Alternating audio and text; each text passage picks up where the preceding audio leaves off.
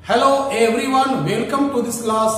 मैं हूं डीके सिंह और आज मैं एक्सप्लेन करूंगा एक्सरसाइज 13.3 का क्वेश्चन नंबर 1, 2 और 3। यह जो एक्सरसाइज है यह एनसीईआरटी स्टैंडर्ड 10 का एक्सरसाइज है।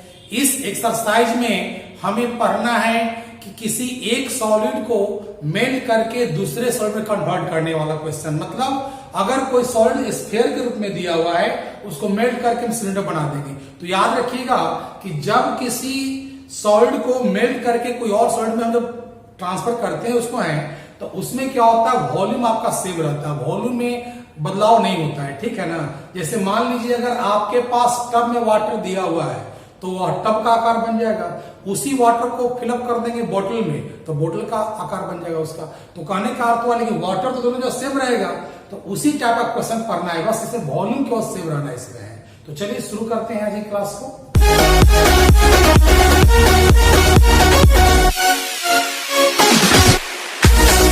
क्वेश्चन नंबर 1 में करा है क्या कि metallic sphere of radius 4.2 centimetre is melted and recast into the shape of a cylinder of radius 6 centimeter. Find the height of cylinder। कर रहा है कि एक स्फीयर दिया हुआ है, उस स्फीयर का रेडियस दे रखा है 4.2 सेंटीमीटर।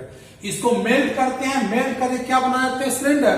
मतलब कहने का अर्थ हुआ कि पहले इस टाइप का सॉलिड था जिसका आपका रेडियस कितना दे रखा है 4.2 सेंटीमीटर। इसको जब मेल्ट किया ना तो मेल्ट करने पर यह ऐसा सिलेंडर बन गया। ठीक है ना। तो जब मेल्ट करके मैंने सिलेंडर बना दिया तो यहां पर इसका रेडियस दे रखा है कितना 6 सेंटीमीटर, इसका हाइट निकालना है। तो इसको बदल दिया इस फॉर्म में। तो ऐसा करने पर क्या हुआ, वॉल्यूम दोनों का सेम रह जाएगा। ठीक है ना। वॉल्यूम में कोई बदलाव नहीं होगा, यानी कि volume of a sphere equal to क्या हो जाएगा, वॉल्यूम ऑफ सिलेंडर। दोनों को सेट कर देंगे तो सिलेंडर का हाइट निकल जाएगा। तो कैसे इसको लिखेंगे, ध्यान दीजिएगा। लिखेंगे कि radius of a sphere, radius of sphere यानी कैपिटल करते हैं 4.2 सेंटीमीटर दिया हुआ। ठीक है ना। अब लिखेंगे कि radius of cylinder, radius of cylinder आपका दे रखा है 6 सेंटीमीटर। तो अकॉर्डिंग क्वेश्चन क्या हो जाएगा कि volume of sphere equal to volume of cylinder. दोनों का क्या वॉल्यूम सेम हो जाएगा ना, क्योंकि इसको मेल्ट करके रिकास्ट कर दिए उसमें। तो स्फीयर का वॉल्यूम होता है 4/3 पाई आर क्यूब और इसका होता है पाई आर स्क्वायर एच। पाई को नहीं तोड़िएगा, पाई अपने आप कैंसिल हो जाएगा आपका। तो 4/3 पाई हो गया। इसका रेडियस कितना दे रखा है 4.2, लिख देंगे 3 टाइम्स क्योंकि क्यूब दिया हुआ आपका। पाई 6 इंटू 6 इंटू एच हो गया आपका। अब देखिए पाई से हम पाई को कैंसिल कर सकते हैं, इसे काट देंगे हम, कट जाएगा 1.4 से कट गया। बचा क्या आपके पास 4 into 1.4 into 4.2 into 4.2 equal to 6 into 6 into H हो गया। ठीक है ना। तो देयरफॉर एच इक्वल टू कितना चलेगा आपके पास 4 into 1.4 into 4.2 into 4.2 upon 6 into 6। अब कैंसिल कर दिए इसको, एक कटेगा 3 2 जा 6 कटेगा, 2 2 जा 4 कटेगा, 3 2 जा 6 कटेगा, इससे काट देंगे तो कट गया आपका। अब इसे काटेंगे तो आपका चलाता है 1.4 से कट जाएगा। इससे काटेंगे तो 1.4 से कट जाएगा, यानी कि 1.4 इंटू 1.4 इंटू 1.4 चलाएगा आपका। ठीक है ना। इसको आप मल्टीप्लाई करोगे ना तो आपका चलाता है 2744 चलाता है, यानी कि 2744 सेंटीमीटर चला, यानी आप आंसर कर सकते हैं 2.74 सेंटीमीटर। ये आपका आंसर आ गया। कहने का अर्थ हुआ कि हाइट जो आपका हुआ सिलेंडर का वो कितना हो गया 2.74। तो लिख सकते हैं यहां पर कि height of cylinder equal to 2.74 centimetre आ गया। तो ए हो गया सॉल्यूशन क्वेश्चन नंबर 1। अब देख लेते हैं कि क्वेश्चन नंबर 2 में क्या दिया हुआ है। क्वेश्चन नंबर 2 में करा है क्या कि metallic spheres of radii 6 centimetre, 8 centimetre, 10 centimetre respectively are melted to form a single solid sphere. Find the radius of the resulting sphere. कहने का अर्थ हुआ कि 3 स्फीयर्स दिया हुआ है जिसका रेडियस दिया हुआ है 6 सेंटीमीटर, 8 सेंटीमीटर और 10 सेंटीमीटर। ये तीनों स्फीयर को मेल्ट करके बड़ा सा स्फीयर बनाते हैं। तो जो स्फीयर बना उसका रेडियस क्या हो जाएगा? तो मैंने बताया था ना कि अगर एक चीज को मेल्ट करके किसी और चीज में कन्वर्ट करेंगे तो उस कंडीशन में क्या होगा? वॉल्यूम सेम हो जाएगा। इसका मीनिंग हुआ कि तीनों स्फीयर का जो वॉल्यूम्स आएगा वो तीनों वॉल्यूम का सम नए स्फीयर के वॉल्यूम के इक्वल हो जाएगा, उससे रेडियस निकल जाएगा मेरा। तो कैसे बनाएंगे? ध्यान दीजिएगा, यहां पर लिखेंगे, यहां पर given that radii of three spheres क्या दिया आपका? यानी कि R1 इक्वल टू मान लेते हैं 6 सेंटीमीटर, R2 मान लेते हैं आपके पास 8 सेंटीमीटर और R3 मान लेते हैं कितना? 10 सेंटीमीटर, ठीक है ना? And radius of resulting sphere equal to, इसको मान लेते हैं कैपिटल आर मान लेते हैं, जिसका वैल्यू हमें निकालना है। तो अकॉर्डिंग टू क्वेश्चन क्या हो जाएगा कि तीनों का वॉल्यूम का सम इक्वल टू नए का वॉल्यूम बन जाएगा। तो नए का वॉल्यूम क्या होगा? 4/3 पाई आर क्यूब हो जाएगा, और इसका वॉल्यूम क्या होगा? 4/3 पाई R1 का क्यूब। ये हो जाएगा 4/3 पाई R2 का क्यूब, 4/3 पाई R3 क्यूब हो जाएगा, ठीक है ना? अब इसमें कुछ कॉमन लग रहा है आपको, कॉमन ले लीजिए। क्या कॉमन आपके पास है? ध्यान दीजिएगा, 4/3 पाई है सब में कॉमन, तो कॉमन निकाल देंगे। रहा क्या? R1 का क्यूब, R2 का क्यूब, R3 का क्यूब। समझ में आ रहा है ना आपको? कैसे मैंने किया? हमने तीनों को रेडियस रेडियाई को मान लिया, R1 मान लिया, R2 मान लिया, R3 मान लिया। Volume of new sphere equal to sum of the volumes of 3 spheres.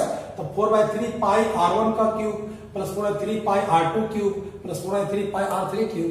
इसको छोड़ दे सही, इस तीनों में कॉमन क्या है?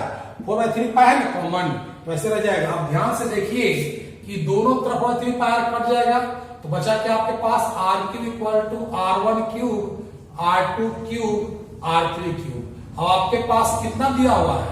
आपके पास R1 दिया है 6, तो 6 का क्यूब हो जाएगा, 8 का क्यूब हो जाएगा, और क्या हो जाएगा? 10 का क्यूब हो जाएगा।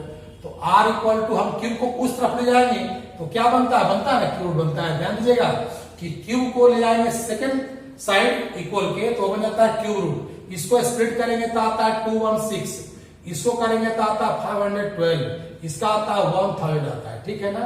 अब इस सबको आप ऐड करेंगे ना तो आपका आता है 1728 आता है, इसको ऐड करेंगे तो। जब इसका निकालेंगे क्यूब रूट तो कितना चलाता है? 12 चलाता है। यानी कहने का मतलब हुआ कि the radius of resulting sphere equal to 12 centimetre. ये हो गया सॉल्यूशन क्वेश्चन नंबर 2। अब देख लेते हैं कि क्वेश्चन नंबर 3 में क्या दिया हुआ है। क्वेश्चन नंबर 3 में कह रहा है क्या कि 20 metre deep well with diameter 7 metre is dug and the earth from digging is evenly spread out to form a platform 22 meter by 14 meter. Find the height of the platform. कहने का अर्थ हुआ कि एक वेल है जो 20 metre deep तक उसको डग किया जाता है। कहने का मतलब हुआ कि इस टाइप का वेल को बनाया जाता है जिसका डेप्थ दे रखा है आपका 20 मीटर दे रखा है, ठीक है ना? और इसका डायमीटर कितना दे रखा है? 7 मीटर। जो इससे जो अर्थ निकलता है ना, जो मिट्टी निकलती है इससे, उस मिट्टी से एक प्लेटफॉर्म बनता है, इस टाइप का प्लेटफॉर्म बनता है, ठीक है? और इस टाइप का जो प्लेटफॉर्म बनता है, इस प्लेटफॉर्म का आपका लेंथ और ब्रेथ दे रखा है। कितना दे रखा है? लेंथ दे रखा है 22 मीटर और ब्रेथ कितना दे रखा है? 14 मीटर। आपको हाइट मांग रहा है, इसका जो हाइट है ना h मांग रहा है, ठीक है ना?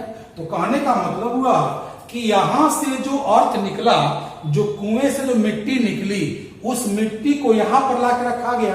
तो जब यहां पर जो अर्थ था, मिट्टी थी, वह कैसा था? सिलिंड्रिकल था। लेकिन जब यहां पर लगा दिए तो कैसा? क्यूबॉइडल हो गया। यानी कि इसका वॉल्यूम और इसका वॉल्यूम दोनों क्या हो जाएगा? इक्वल हो जाएगा। और जो दोनों वॉल्यूम इक्वल कर देंगे तो मेरा प्लेटफॉर्म का हाइट निकल जाएगा। तो लिखेंगे यहां पर क्या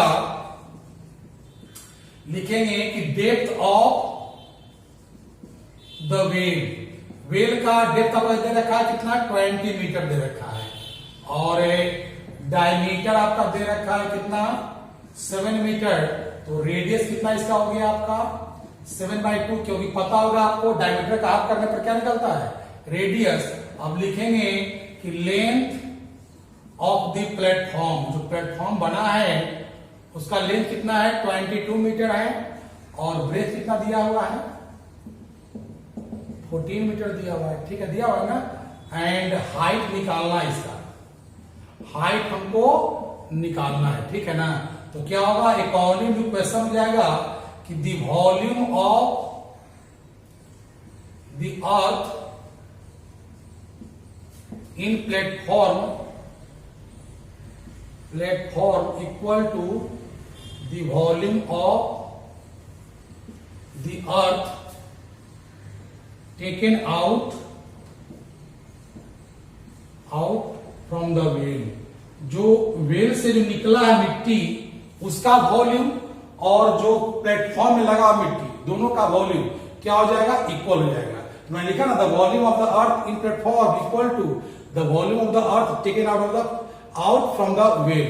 जो वेल से निकला है मिट्टी उसका वॉल्यूम और इसका दोनों क्या हो जाएगा इक्वल हो जाएगा। तो प्लेटफॉर्म कैसा है क्यूबॉइडल है, तो इसका क्या हो जाएगा L इंटू बी इंटू हो जाएगा, यानी 22 इंटू 14 और एच निकालना इसका है। और इसका क्या होता है वेल कैसा है सिलिंड्रिकल है, तो होता है पाई आर स्क्वायर एच। तो आर कितना दे रखा है 7/2 इंटू 7/2 और डेप्थ कितना दे रखा है आपका 20। अब सोल्व कर देंगे इसको तो हो जाएगा आपका 2 से कट जाएगा 10 बार में कटेगा, ये कटेगा 5 से कटेगा, तो आपके पास आया 22 into 14 into H equal to 22/7 into 7 into 7 into 5। ये दोनों तो कट गया ना आपका, तो रहा क्या आपके पास 22 into 14 into H equal to 22 into 7 into 5। तो आपके पास आ जाएगा H equal to 22 into 7 into 5 upon 22 into 14 हो जाएगा। तो ये दोनों तो कैंसिल हो जाएगा, 7 से कटेगा 2, 14 कटेगा 2 टाइम्स में, तो h आ गया 5/2 यानी कि 2.5 चला है आपका, ठीक है ना। तो क्या लिखेंगे यहां पर कि द हाइट ऑफ